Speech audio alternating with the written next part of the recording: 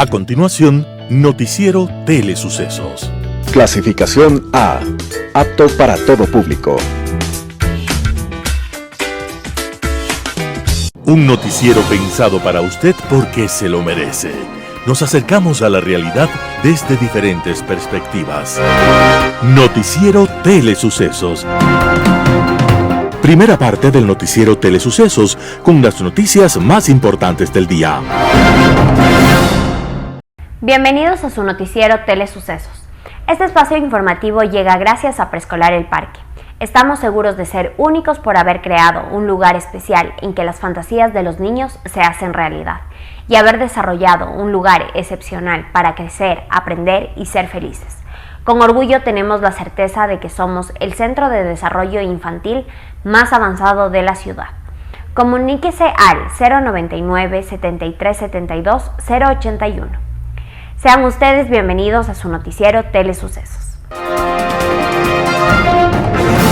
Un día como hoy. Un día como hoy, un hombre alto, delgado, de tez clara y cabellos negros, de estilo serio y concentrado, estaba marcando la historia. Llevaba varios años investigando todo lo relacionado con la expresión oral y con la acústica, y quería inventar un aparato para solucionar los problemas de comunicación de los sordomudos. Al final, terminó creando un equipo que nos ayudara a todos y que sirviera para acortar las distancias, no para alargar las conversaciones, y lo llamó teléfono.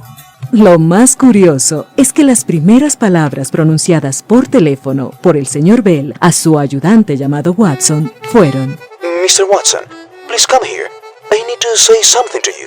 Por favor, señor Watson, venga, que necesito decirle algo. Sencillamente extraordinario. El mismo Bell había inventado el teléfono justamente para que pudiésemos hablar a la distancia, y lo primero que hizo fue olvidar el objetivo de su invento. Mr. Watson, please come here. I need to say something to you.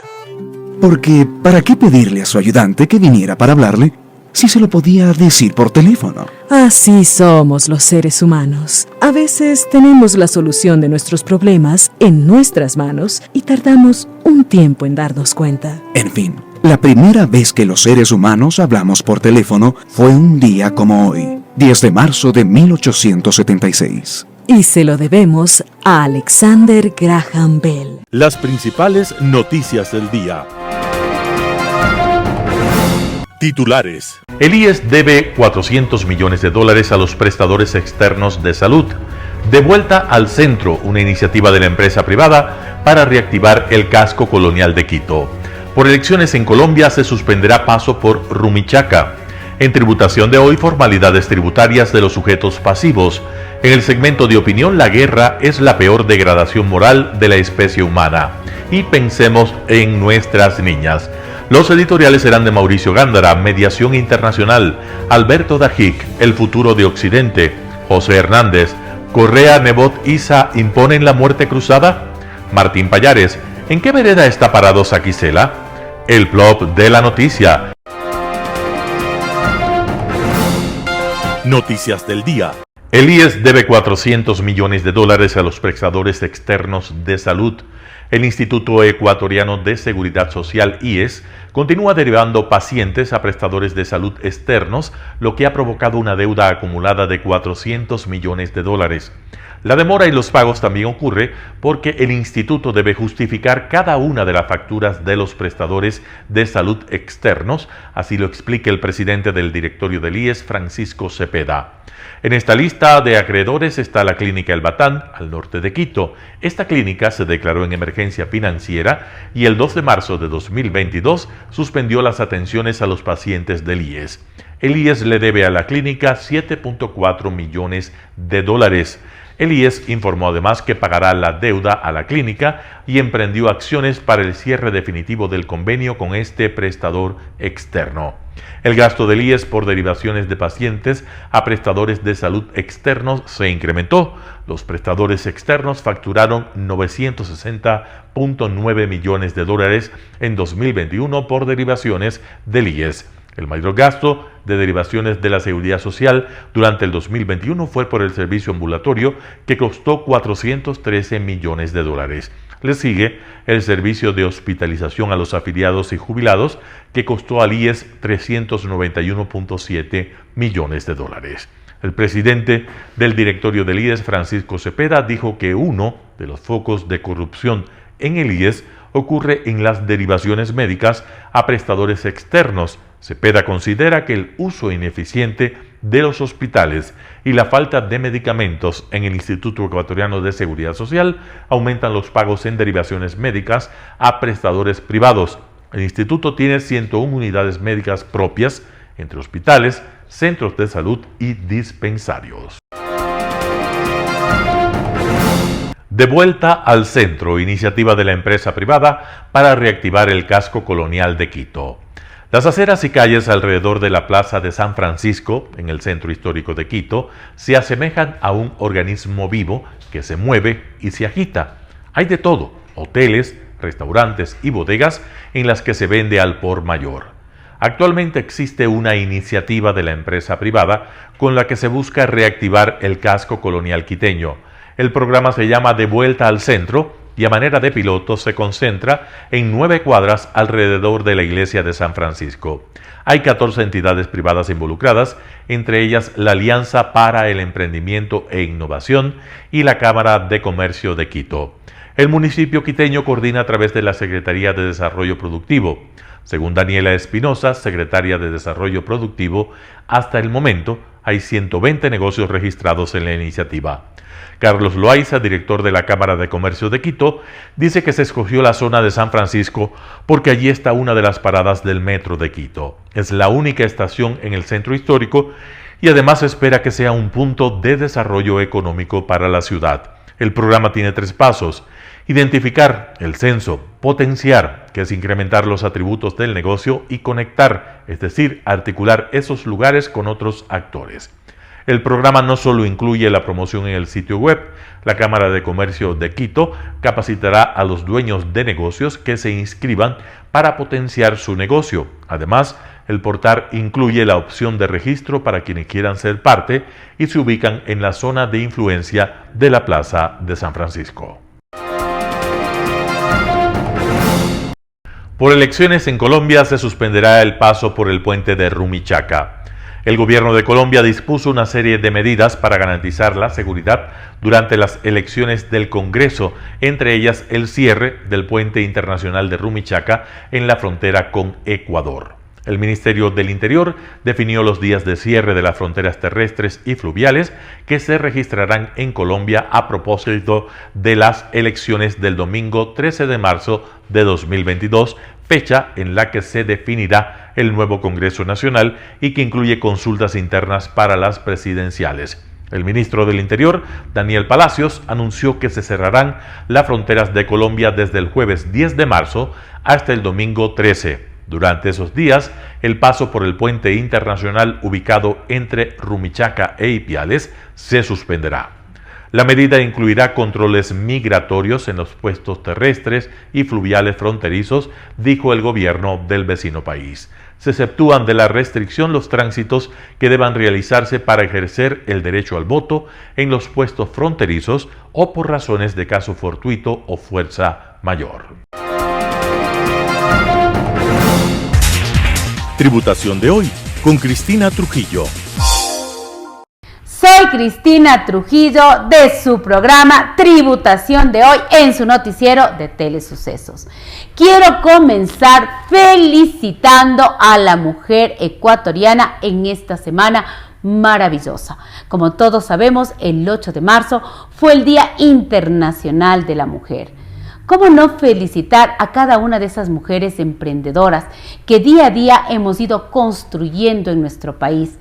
Desde el lugar donde usted se encuentre, en su casa, en su oficina, en su trabajo, apoyando en cada una de las actividades de nuestro país, tanto en el sector público como en el sector privado. Usted, mujer ecuatoriana, es una mujer valiosa, una mujer de objetivo, una mujer de metas, una mujer que contribuye con cada una de sus actividades, por grandes, por pequeñas que sea. Usted es una mujer productiva, una mujer que sabe tomar decisiones inteligentes y que día a día está construyendo un país de metas, un país de crecimiento continuo y permanente. Vamos a comenzar a hablar el día de hoy de las formalidades que debemos cumplir los contribuyentes, los sujetos pasivos de impuestos. ¿Quiénes somos primeros los sujetos pasivos de impuestos? Somos tantos las personas naturales como las sociedades. Cuando usted escucha la palabra sujetos pasivos, que es una palabra que usted va siempre a escuchar en materia tributaria, sujeto pasivo quiere decir sinónimo de contribuyente. Contribuyente quiere decir esa persona que por norma legal está obligado a determinar tributos internos, que son tributos directos, tributos indirectos. ¿Qué es un sujeto pasivo de impuestos? Son personas naturales y también somos las sociedades. Así que recuerde que la palabra sujeto pasivo está relacionado con la palabra contribuyentes y la palabra contribuyentes está relacionado con la palabra personas naturales y también la palabra sociedades. Todo esto es importantísimo porque usted y yo tenemos un compromiso cada vez que nos vemos en nuestro noticiero de Telesucesos a estar capacitados, a estar informados. La capacitación permanente hace que los riesgos sean menores. Vamos a mirar de manera general cuáles son las principales formalidades en materia tributaria que debemos cumplir. Principalmente saber a qué régimen impositivo debemos pertenecer conforme el tipo de actividad, el tipo de, operaciones venimos realizando. Para eso existen los marcos regulatorios. Tenemos una norma importantísima en materia tributaria que se llama Ley de Régimen Tributario Interno. Esta Ley de Régimen Tributario Interno, para poder ser aplicada, tiene un reglamento fundamental, que es el reglamento de aplicación de la Ley de Régimen Tributario Interno. Esta normativa, sí es verdad, se ha venido modificando a través del tiempo mediante varias reformas que han venido dadas por algunas leyes orgánicas. Hemos tenido reformas importantes en este periodo fiscal 2022. Hemos tenido una ley importantísima que se dio por la pandemia de la COVID-19.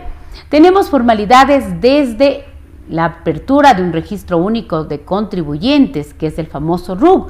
Ese es el arranque para que usted pueda de una manera lícita y formal realizar sus operaciones financieras, comerciales.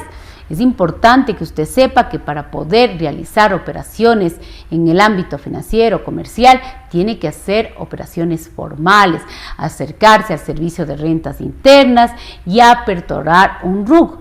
Informarle al funcionario de la administración tributaria lo que usted va a realizar para que de una manera adecuada usted pueda determinar a través de ese RUC si usted es un régimen general o es un régimen simplificado.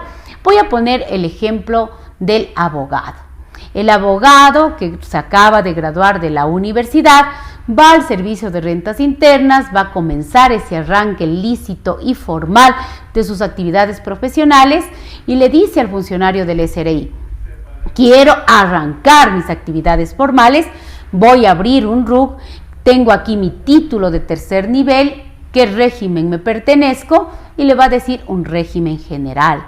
Y de esa manera va a aperturar ese RUC. Con ese RUC va a tener que obtener sus comprobantes de venta válidos. Es la segunda formalidad.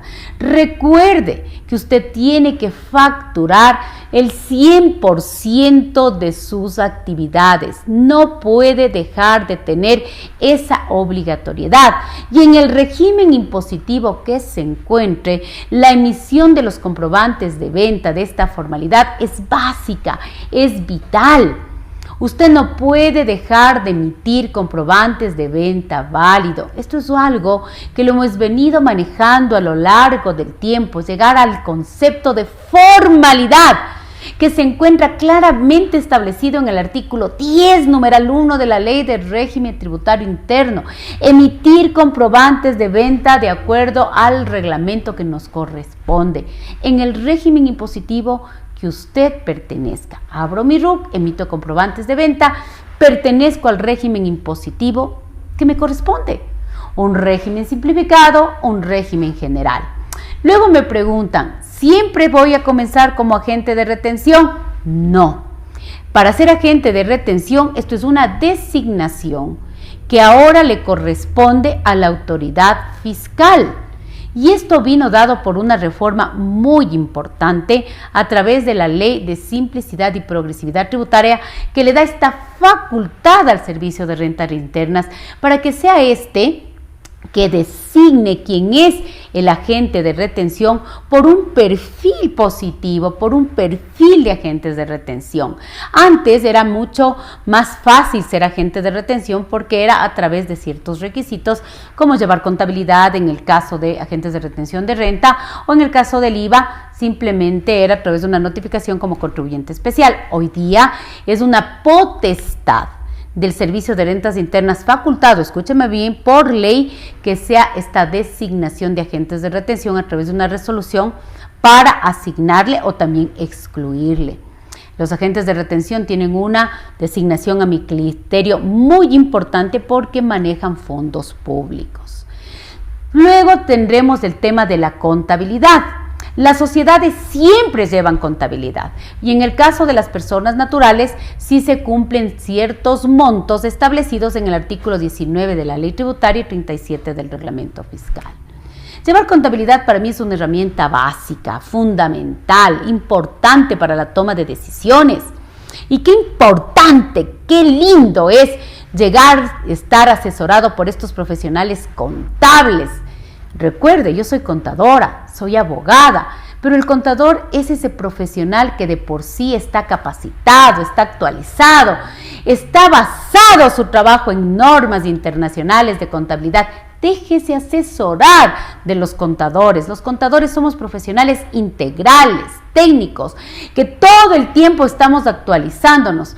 Así sea un negocio pequeño, el contador le va a ayudar a que usted tenga ingresos, egresos, contabilidad, no solamente para cumplir con el SRI o con el IES o con el Ministerio del Trabajo, también para que le ayude a usted a tomar decisiones adecuadas. Piense siempre en que no siempre usted va a ser pequeñito, usted quiere crecer, usted quiere pasar de ser una microempresa a una pequeña empresa, a una mediana empresa, un gran contribuyente. Luego, pues si ya le toca llevar contabilidad, lo más importante también es preparar sus declaraciones, presentar los diferentes anexos, los diferentes informes a los diferentes organismos de control. El vivir en formalidad es el principal ahorro fiscal. Siempre me preguntan cómo obtener ahorros fiscales.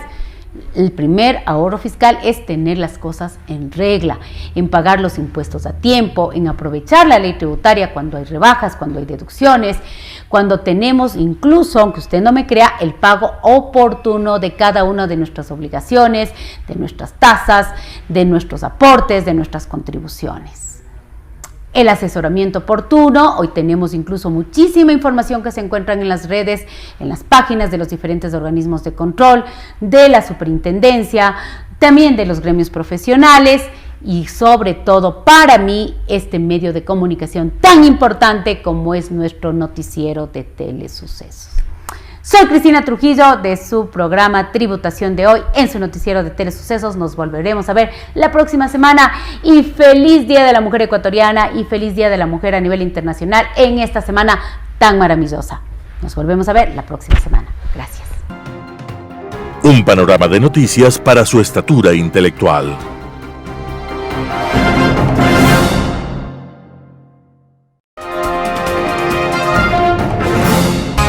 Poder Ciudadano, con el doctor Patricio Quijón. La guerra es la peor degradación moral de la especie humana. El autócrata ruso, ex agente de la KGB, Vladimir Putin, es el responsable directo de atroces crímenes de guerra en contra de la población civil ucraniana, tras haber ordenado la invasión militar a un país que hace de bisagra o de puente entre Europa y la Federación Rusa y se convierte geopolíticamente en un sector de enorme importancia para los fines expansionistas rusos. La llamada República Socialista Soviética de Ucrania formó parte de la URSS en 1922. Tras el colapso de la Unión de Repúblicas Socialistas Soviéticas ocurrido en el año 1991, Ucrania se independizó. Sin embargo, es fundamental reconocer que Rusia y Ucrania comparten lazos étnicos e históricos. Hace 8 años, la mayoría de la población ucraniana no tenía interés de que su país forme parte de la OTAN, que es el Tratado de Asistencia Militar que implica una alianza estratégica de protección que incluye a Estados Unidos, Canadá y a 12 países europeos. Esta posición cambió luego de la invasión y ocupación rusa a la península de Crimea en el año 2014, así como con el inicio del conflicto en Donbass, cuando los ucranianos observaron que Polonia, la República Checa, así como otros países bálticos, estaban protegidos, resguardados por la OTAN. Ahora, con mayor certeza, consideran que su adhesión a la Unión Europea constituye la única tabla de salvación frente a la amenaza constante a su seguridad, al tener a un vecino como Rusia con un potencial bélico enorme, a lo que se suma la pretensión de Putin de recrear un nuevo imperio ruso. El conflicto con Ucrania inició en el año 2013, cuando Rusia pretendía que ese país sea parte de un tratado de cooperación con Rusia. El presidente ucraniano Viktor Yanukovych inicialmente quería que Ucrania firme un acuerdo de asociación con la Unión Europea. Los aparatos rusos actuaron con enorme eficacia, logrando que Yanukovych cambie radicalmente de posición, lo cual generó protestas masivas de la población ucraniana que veía con enorme entusiasmo la posibilidad de formar parte de la Unión Europea. Esas protestas ocasionaron muchísimas pérdidas de vidas humanas, así como acciones represivas de un gobierno que se convirtió en títere de Moscú, por lo que recrudecieron las manifestaciones populares que pedían su salida, lo cual se concretó con la huida de Viktor Yanukovych de Ucrania a Rusia y la elección democrática de un nuevo gobernante. En el mes de marzo del año 2014, tropas rusas tomaron el control de una parte del territorio de Ucrania, la península de Crimea, en medio de una condena internacional que no sirvió para nada a la hora de detener una grosera invasión. Luego de consolidar su control en la referida península, Rusia fomentó rebeliones en otras provincias del sureste de Ucrania, donde existen líderes prorrusos. Esa estrategia funcionó de mejor forma en Donbass, una región deprimida de habla rusa. Esta fase activa de guerra duró hasta otoño del año 2015, con una escalada renovada en el 2017 y a principios del año 2020, con un elevado costo de vidas humanas, estimado en no menos de 14.000 muertos, así como 1,5 millones de desplazados. A finales del año 2021, las agencias de inteligencia occidentales y ucranianas publicaron información que daba cuenta de una acumulación de tropas rusas a lo largo de la frontera con Ucrania, con la evidente preparación de la infraestructura militar y bélica para una invasión masiva. Si bien es cierto que Putin hablaba de la inexistente intención de invadir a Ucrania y que los movimientos de sus tropas eran parte de ejercicios militares regulares y normales, no es menos cierto que emitían al mismo tiempo ultimátums a Occidente exigiendo garantías por escrito sobre la expansión de la OTAN hacia el este, así como restricciones en la instalación de armas en los países de la OTAN cercanos a la Federación Rusa. Con los antecedentes históricos señalados, el autócrata Putin se presentó ante los medios de comunicación para construir un discurso febril, para reconstruir al mismo tiempo lo que implica toda esa fábula del Imperio Soviético, afirmando que Ucrania era parte integral de la historia rusa, usando además un principio del nazismo al apelar al concepto del espacio vital. Tras lo cual, en abierta contradicción con la conducta atrabiliaria, déspota y criminal de su gobierno, manifestó al mundo como excusa para invadir a Ucrania la necesaria desnazificación de esa población, despreciando el derecho internacional y desafiando al mundo occidental, poniendo en vilo la seguridad y paz del planeta. Está muy claro que el objetivo medular y estratégico de la Rusia de Putin es neutralizar la soberanía de Ucrania, ya que se considera esencial para su seguridad que Ucrania no forme parte de la Unión Europea y peor de la OTAN, alejándole de esa manera de marcar un camino favorable a Occidente. En medio de una invasión criminal donde no se ha respetado la vida de hombres, mujeres y niños indefensos, la comunidad internacional ha reaccionado con firmeza y claridad, exigiendo al autócrata ruso el inmediato cese del fuego e imponiéndole fuertes medidas de restricción económica y comercial que apuntan a ahogar la economía del país invasor. Tal es el tamaño de las referidas medidas que el autócrata ordenó a su mando militar extremar alertas nucleares, todo lo cual determina que un solo error, uno solo, en el manejo de semejante crisis podría conducir al planeta a una tercera guerra mundial que podría ser la última de la especie humana. La guerra es incuestionablemente la peor degradación de la especie. Con ella todos somos perdedores. Mientras el mundo civilizado exige al dictador ruso el inmediato cese del fuego, una comparsa ridícula de dictadores amorales y aprendices de autócratas han aplaudido la criminal acción de esa impresentable banda de cachiporreros del desastre. Y esa banda está encabezada por Maduro, Ortega, Díaz-Canel y Correa. La codicia humana es un cáncer letal que ocasiona irreparables destrozos.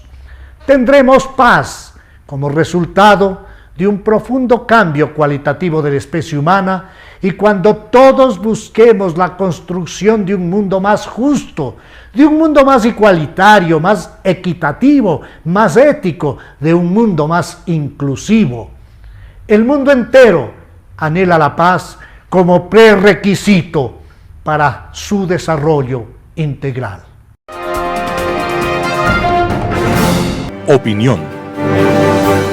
Mientras me dirijo a ustedes, 300 niños nacen cada minuto en todo el mundo.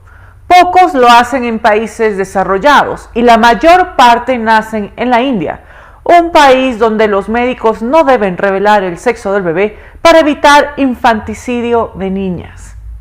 De acuerdo con cifras de la Organización de Naciones Unidas, alrededor de 15 millones de niñas nunca aprenderán a leer y escribir, y 300.000 mujeres mueren anualmente por causas relacionadas con el embarazo.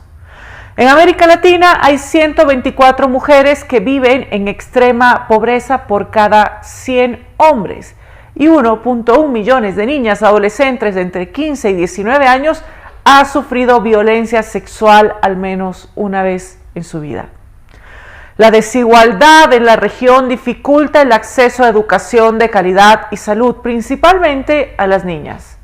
A esto se deben sumar los vestigios que aún existen de una sociedad machista, mismos que relegan a las mujeres a un rol pasivo en la sociedad, destinándolas a actividades de su esfera privada a través de tareas relacionadas con el cuidado exclusivo del hogar.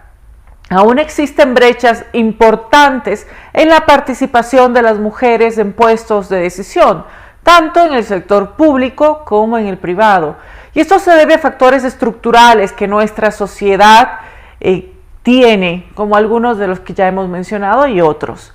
Si una niña es responsable del cuidado de sus hermanos, sufre de abuso físico, psicológico y sexual y no puede acceder a servicios de salud, su movilidad social será, en el mejor de los casos, inexistente.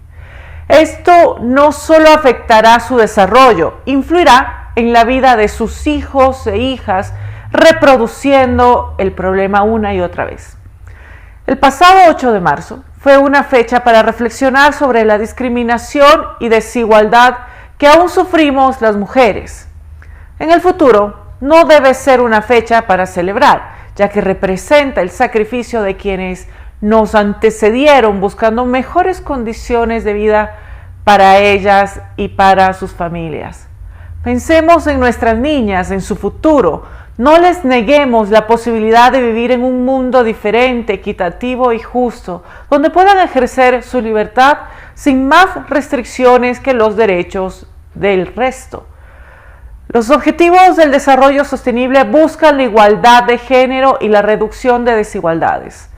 Trabajemos no solo por cumplirlos, actuemos por no defraudar a las niñas, adolescentes y mujeres del Ecuador. Gracias.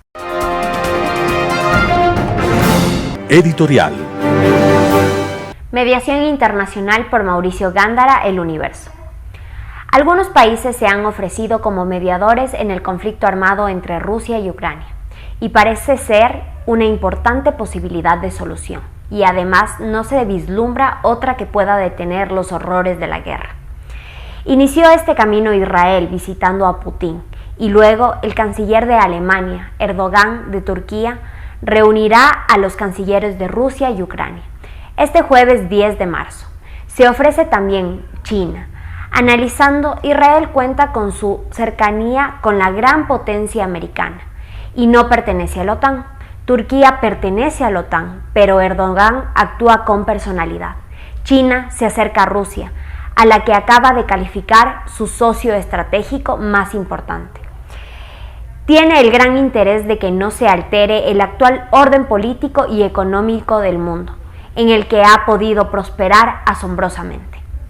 Los mediadores pueden acercar posiciones, alcanzar un alto al fuego en una suerte de armisticio acordado diplomática y políticamente. El presidente de Ucrania se encuentra un tanto decepcionado por la falta de apoyo militar directo de las potencias de Occidente. Les pidió una zona de exclusión aérea que impida a Rusia volar sobre su territorio, lo que no fue aceptado para evitar una confrontación directa. Las potencias occidentales han declarado formalmente que se abstendrán de tener presencia militar en Ucrania. El secretario de Estado de Estados Unidos ha buscado brindar apoyo militar directo, presionando a Polonia para que proporcione aviones de guerra a Ucrania, a lo que Polonia ha negado tal apoyo. Podría ser considerado por Rusia como un acto de agresión. Acto seguido, América Latina ha sido sorprendida por el acercamiento de Estados Unidos a Maduro, ofreciéndole levantar las sanciones que tienen ahogada su producción petrolera, para que pueda recuperarla y así hacerle al mundo menos dependiente de Rusia en materias de energía. La oposición a Maduro en Venezuela y en Latinoamérica debe estar furibunda. Esto es reconocer a Maduro y desconocer a Guaidó, que ha sido reconocido por muchos gobiernos de América y de la Unión Europea. El presidente de Ucrania también pide no comprar petróleo ni gas a Rusia. Alemania y otras potencias europeas dicen que solo progresivamente, paso a paso, pueden sustituir estas importaciones. Rusia ya amenaza con cortar la exportación de gas a Europa y tomar represalias en la prohibición de petróleo. Los precios de gas y petróleo se han disparado por los cielos. El éxodo de familias ucranianas es desgarrador. La nueva condición rusa para que solamente puedan salir por los llamados corredores humanitarios hacia Rusia o Bielorrusia es inhumana, contraria al derecho a la razón. Salir de la invadida Ucrania hacia la tierra del invasor es humillar a un pueblo heroico. En el Día de la Mujer hemos visto mujeres empuñando fusiles. Hasta Átila respetó Roma. En la primera oleada salieron a distintos países de Europa como Polonia, Alemania, Moldavia y otros. El Ecuador consiguió traer sus nacionales en varios aviones con una impecable organización de la Cancillería. Ojalá los ánimos se calmen, los mediadores convenzan a las partes a hacer concesiones mutuas, se restablezca la paz y no se derramen más lágrimas y sangre. Mauricio Gándara, El Universo.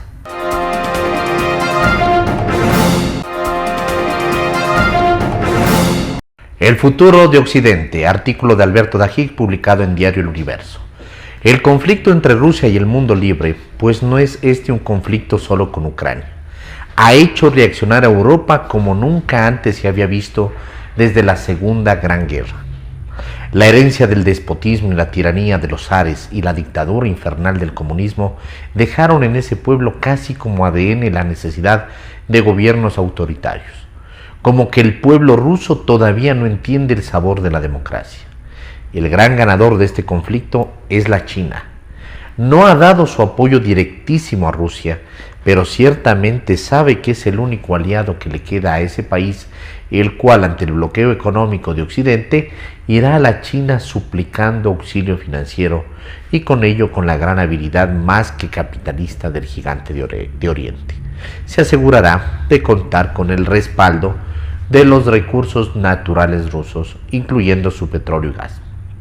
Occidente, que ha estado dormido, con democracias que bajo la tolerancia llevada al extremo han producido unos sistemas políticos donde todos se sienten con derechos y nadie con deberes, tiene que enfrentar el reto y entender que un eje chino-ruso, al cual se adhieren otros países que son muy conocidos, es una amenaza a su supervivencia como sociedades libres. La China será la primera economía del mundo, pero hay una manera de contrarrestarla. Una verdadera unión económica como la que existe entre los países europeos, integrando al UNCTAD, Tratado de Estados Unidos, México y el Canadá, que sustituyó al NAFTA en forma completa y en total a la Unión Europea. Así como hoy medimos la economía de la Unión Europea, si medimos la economía del mundo libre con la fusión de esas dos grandes zonas, entonces la economía china jamás alcanzará a esa gran economía de mundo libre. Y todo está dado para esa gran unión, pues son complementarios. Europa ahorra mucho más que los Estados Unidos y es el contrapeso para la gran cantidad de ahorro que genera la China, más del 40% del PIB frente a menos del 20% de Estados Unidos. La gran capacidad de invención y la renovación de la economía de USA que potencializa la más lenta economía europea.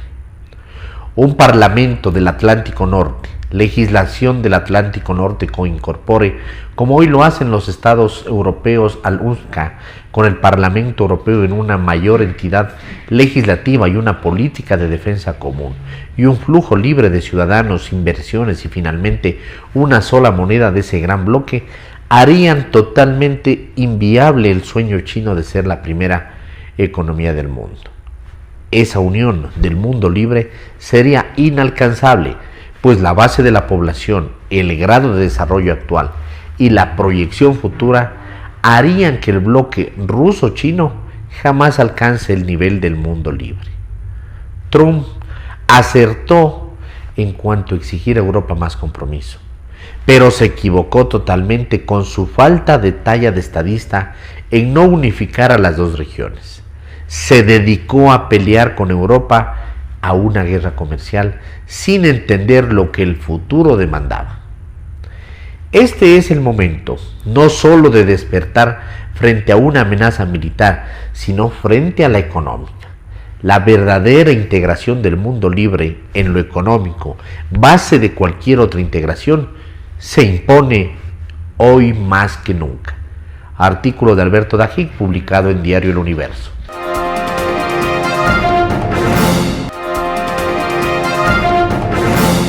Correa, Nebot, Issa imponen la muerte cruzada. José Hernández, 4 Pelagatos. El momento político es quizá más dramático de lo que parece. Los mal llamados rebeldes de Pachacutic reivindican una alianza con el correísmo y el nebotismo para conformar una comisión que, en sus expectativas, pondrá fin a la presidencia de Guadalupe Llori en la Asamblea Nacional. Ya mantuvieron esa decisión tras la reunión del Consejo Político de su movimiento, que duró más de 8 horas. Si esto ocurriera, la situación se tornaría comprometida para el presidente Guillermo Lasso. Las veces que se ha referido al tema, ha dado a entender que consideraría el reemplazo de Llori como la caída de la primera pieza de la reacción en cadena típica del efecto dominó. Se va ella, se disparan los juicios políticos de las autoridades de control y se da la prelación al 4 de los vocales del Consejo de Participación Ciudadana. Se deroga la ley tributaria, se apoderan del Consejo de Participación, cambian las autoridades de control, el Contralor en primer lugar, y el presidente incluye en ese revolcón institucional la caída de la Fiscal General de la Nación, de magistrados de la Corte Nacional de Justicia y también de la Corte Constitucional. Todo un programa operado por lo que alguna vez llamó el triunvirato de la conspiración. El presidente no ha hablado de golpe institucional, pero sí de desestabilización. Se entiende que marcó allí una línea roja que no está dispuesto a dejar cruzar. Por eso, su gobierno se defiende y defiende la permanencia de Guadalupe Llori en la presidencia de la Asamblea.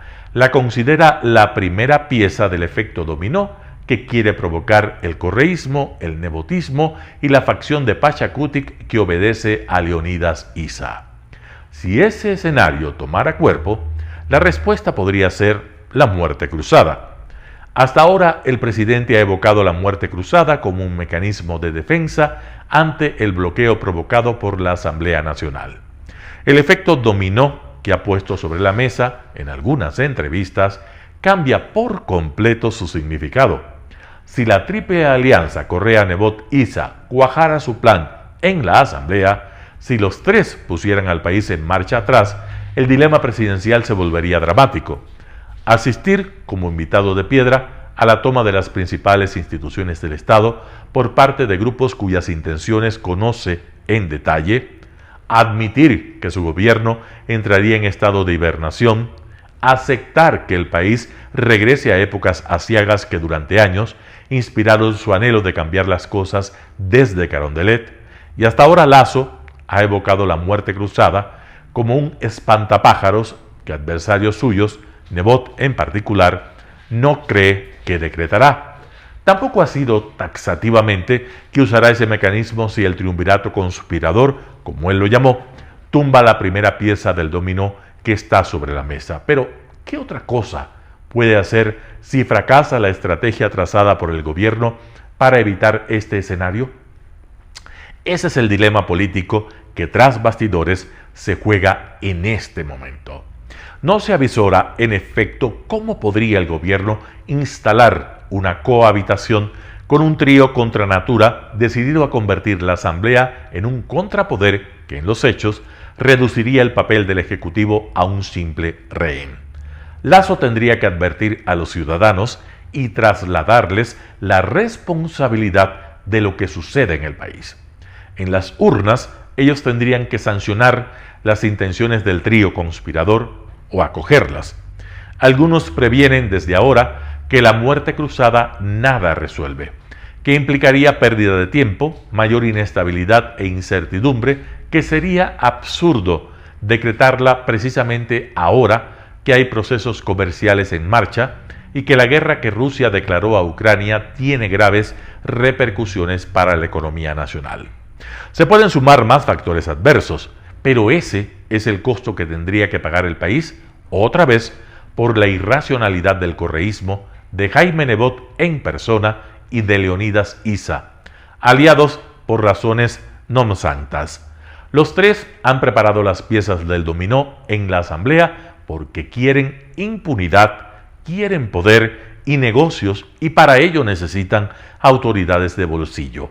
La historia política de este año dirá que el presidente Lasso rompió con ellos y que, por esa razón, se puso en situación de no poder sentarse a contemplar cómo capturan las instituciones para sus fines, a menos que los electores lo permitan. La muerte cruzada vuelve entonces con dramatismo al escenario político como árbitro de esta contienda. José Hernández, Cuatro Pelagatos. ¿En qué vereda está parado Saquicela? Editorial de Martín Pallares, publicado en el portal digital Cuatro Pelagatos. La incertidumbre que produce un eventual cambio de mayoría en la Asamblea, cuyo propósito es sacar de la presidencia a Guadalupe Llori y cooptar las más importantes instituciones del Estado, usando el Consejo de Participación y Control Social, convertido en títere del correísmo y el social cristianismo, genera interrogantes sobre la conducta de Virgilio Saquicela. Su silencio durante la última semana, así como sus esquivas y vagas respuestas en recientes entrevistas, han alimentado temores en legisladores dentro y fuera del bloque que apoya a Llori de que él, primer vicepresidente, quiera sacar provecho de su eventual destitución. Por ley, Saquicela sería su sucesor, y si ayuda en el operativo quizás lo dejen en ese cargo. Dicen quienes piensan que con su silencio está preparando el terreno. No ha sido solidario con la presidenta ni con el CAL, Consejo Administrativo de la Asamblea. Él está ya del otro lado, dijo a Cuatro Pelagatos un legislador de la izquierda democrática. Saquicela, en sus dos últimas entrevistas, una en Teleamazonas y otra en una radio de Cuenca, se mostró esquivo cuando le preguntaron sobre la conformación de una supuesta nueva mayoría para sacar a Llori del cargo. Su imprecisión llevó a Milton Pérez de Teleamazonas, visiblemente impaciente, a preguntarle: «Pero entonces, ¿en qué lado está usted?». Una fuente oficial que hace seguimiento al trabajo del CAL dijo a Cuatro Pelagatos que Saquicela no siempre ayuda al gobierno en el CAL. No ha votado en todas las ocasiones a favor del gobierno y en algunas votaciones importantes ha faltado. Pero si bien Saquicela se ha refugiado en un vago discurso sobre la legalidad del pretendido golpe a Llori, quienes están cerca de él aseguran que es leal a la presidenta y al gobierno de Lasso. Uno de sus asesores dice que Saquicela tiene profundas convicciones anticorreístas y que jamás colaboraría en una operación que le convenga a esa corriente. Lo dijo cuando empezó a circular la versión según la cual el gobierno logró doblar el brazo a los intentos de los correístas y los socialcristianos de conformar una mayoría antes de la sesión de este miércoles. Es completamente leal a Guillermo Lasso porque se debe a Creo. Según ese asesor, Saquicela llegó a la Asamblea por Democracia Sí de Gustavo Larrea, porque Creo se decidió por Homero Castanier como candidato asambleísta. Saquicela fue alcalde de Azogues por Creo y perdió la reelección en 2019. Después fue nombrado defensor del pueblo en Cañar por el ex defensor del pueblo Freddy Carrión, cargo que abandonó para candidatizarse a la Asamblea en las elecciones de 2021. La convicción de que Saquicela es leal a Llori y al acuerdo legislativo que lo llevó a la vicepresidencia prevalece entre asesores y funcionarios cercanos a Lasso. En la bancada de Creo hay escepticismo, pero ciertos hechos militan a favor de Saquicela. El 28 de enero, por ejemplo, cuando se suspendió con su voto la sesión por pedido de Yesenia Guamaní de la Izquierda Democrática para que el Pleno solicite a la Corte Constitucional una interpretación del artículo 140 de la Constitución. Una mayoría del CAL quiere saber si el legislativo puede modificar la ley urgente en materia económica que se publicó como decreto ley. Llori, Saquicela, Natalie Arias y Guamaní votaron en efecto a favor y bloquearon así el proyecto de ley derogatorio presentado por la correísta Viviana Veloz. El 26 de febrero, Cuando el CAL retomó la sesión de enero, la asambleísta Joana Moreira de la Izquierda Democrática mocionó la reconsideración de la resolución para pedir la interpretación a la Corte Constitucional. La propuesta obtuvo votos favorables de Yori, Moreira y Guamaní y el voto negativo de Arias. Saquicela se abstuvo y así se evitó que haya una mayoría para que se trate otro proyecto derogatorio de la ley tributaria presentado esta vez por los asambleístas Berta Sánchez, Ángel Maita y Salvador Quispe de Pachacuti. Saquicela no ha colaborado siempre con el bloque que lo llevó a la vicepresidencia. El 28 de febrero, él fue uno de los 3 ausentes en la sesión del CAL, además del correísta Ronnie Aliaga y el Pachacuti radical Darwin Pereira, donde se aprobó dar trámite a la ley de inversiones que envió el presidente Lasso y que está en trámite en una de las comisiones. Esa ausencia despertó sospecha sobre su conducta, ya que se produjo apenas 4 días después de la frustrada intentona del correísmo y del socialcristianismo de destituir a Yori. Ese 24 de febrero se especuló sobre si estuvo dispuesto, con acuerdo con UNES y el Partido Social Cristiano, a seguir con la sesión que Yori clausuró repentinamente. Sus defensores dicen que Saquicela es leal sobre todo al presidente Lasso y dan por prueba que en noviembre del 2021 él fue uno de los miembros de la Comisión de Transparencia que estuvo en desacuerdo con el informe que el correísmo y Pachacuti elaboraron sobre los Pandora Papers, recomendando el juicio político al presidente. Un voto que luce evidente. Editorial de Martín Payares, publicado en el portal digital 4 Pelagatos.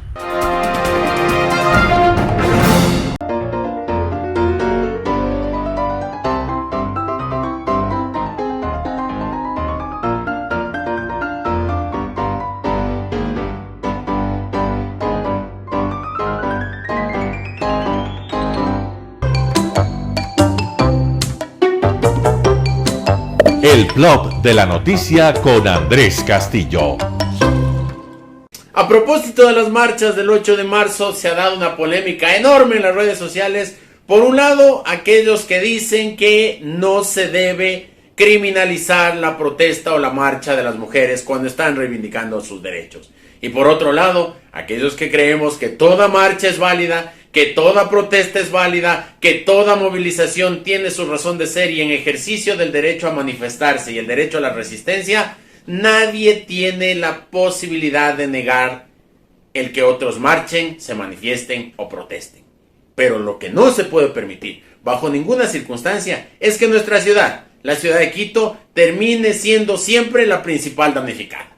Es decir, vienen las feministas el 8 de marzo a marchar por sus protestas, por sus posiciones, por sus ideales y terminan destrozando el centro histórico y lo terminan rayando y terminan dañando propiedad pública y privada. ¿Qué culpa de los problemas que puedan haber en torno a las invisibilizaciones de las mujeres tiene la ciudad? ¿Qué necesidad hay de destrozar la ciudad? ¿Qué necesidad hay de rayar las paredes del centro histórico? ¿Qué ganamos con eso? ¿Qué se logra? ¿Qué se pretende hacer? Es que en la Revolución Francesa destruyeron las plazas para poder tumbar a la monarquía de la época. Entonces estamos utilizando lógicas de hace 3 siglos. Eso es lo que nos quieren decir. Yo sigo creyendo que las reivindicaciones de las mujeres son válidas, de que debemos atacar con firmeza las violaciones a los derechos de las mujeres, que debemos atacar con firmeza a los delincuentes que matan a sus esposas e incurren en feminicidio. Estoy de acuerdo con que hay que atacar a todos aquellos que violan a las mujeres sin ningún tipo de miramiento, pero no podría estar de acuerdo que para levantar la voz tengamos que destruir los bienes de otros. Voy a hacer un símil que de pronto para algunos puede ser ocioso. El 10 de agosto del 2021, en la ciudad de Quito llevamos adelante una marcha que tuvo en la calle 5,000 personas en contra del señor Jorge Yunda Machado, exalcalde de Quito. No hubo un vidrio roto, no hubo un policía secuestrado, no hubo una pared rayada y logramos el objetivo de que ese señor se vaya a su casa. Así se debe protestar, con fuerza, con firmeza, pero dejando de lado el vandalismo. Piénsenlo, para la próxima, o si no el próximo 8 de marzo, nuevamente estaremos discutiendo sobre lo mismo. Soy Andrés Castillo Maldonado y este fue el Plug de la Noticia. Nos vemos mañana. Chao. Gracias por sintonizar el noticiero Telesucesos. Este espacio informativo llegó gracias a Preescolar El Parque. Estamos seguros de ser únicos por haber creado un lugar especial en que las fantasías de los niños se hacen realidad y haber desarrollado un lugar excepcional para crecer, aprender y ser felices. Con orgullo tenemos la certeza de que somos el centro de desarrollo infantil más avanzado de la ciudad. Comuníquese al 099 7372 081. Síganos en nuestras redes sociales: Facebook Telesucesos Quito, Instagram @telesucesos_, Twitter @telesucesos29, YouTube Telesucesos HD y en nuestra página web www.telesucesos.net. Hasta mañana. Lo mejor de la mañana informando para usted. Noticiero Telesucesos.